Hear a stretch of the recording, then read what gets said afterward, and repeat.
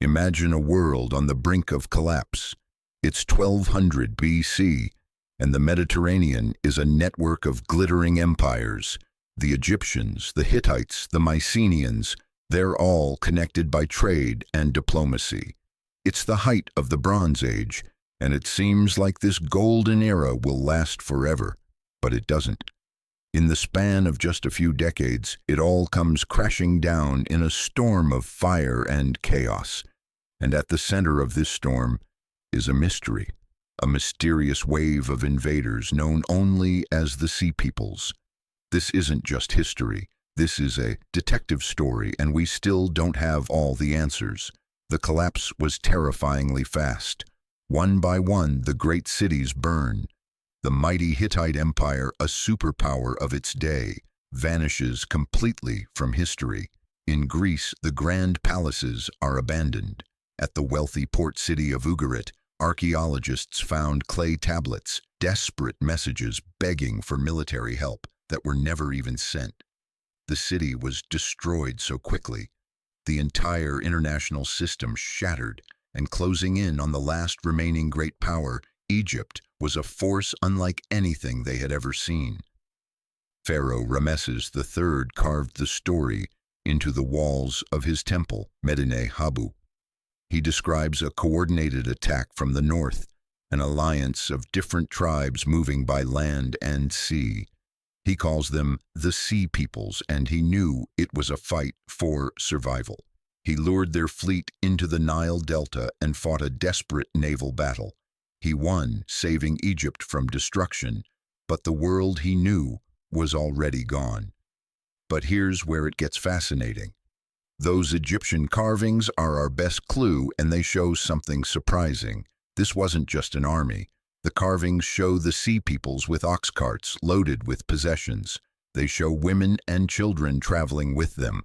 This was a migration. This was entire populations on the move. So the question changes from who were these ruthless warriors to what could possibly scare entire civilizations into picking up and moving, attacking everything in their path. The Egyptians even listed the names of the tribes in this confederation: the Peliset, the Shurdan, the Shekelesh, the Luka. These names are like pieces of a broken puzzle. The Peliset settled in Canaan and became the Philistines. Yes, the ones from the Bible, the rivals of Samson and David. The Shurdan might be connected to the island of Sardinia, the Shekelesh to Sicily.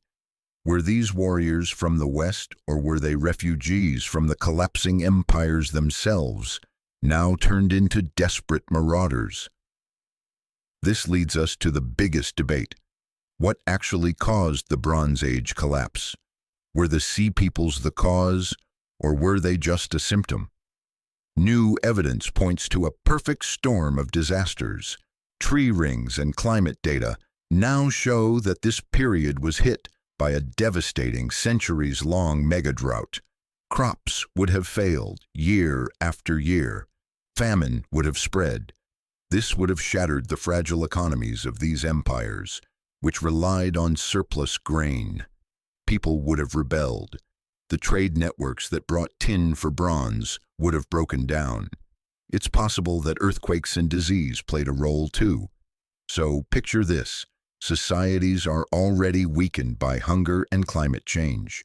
Then a desperate, displaced people start moving, pushing against borders that are already on the verge of breaking.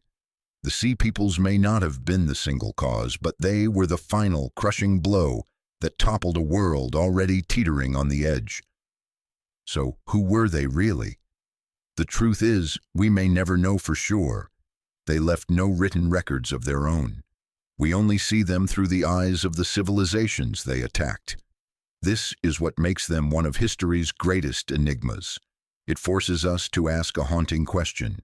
Were the Sea Peoples the villains of this story, the ruthless destroyers of a golden age? Or were they themselves victims, tragic refugees swept up in a global catastrophe of climate change and systemic collapse, fighting desperately for a new home? Their story is a powerful reminder that even the mightiest civilizations are fragile. It's a warning from the past about how interconnected our world is and how quickly it can all unravel. What do you think? Were they conquerors or refugees? Let me know your theory in the comments below. And if you want to help solve more of history's greatest mysteries, make sure to like and subscribe.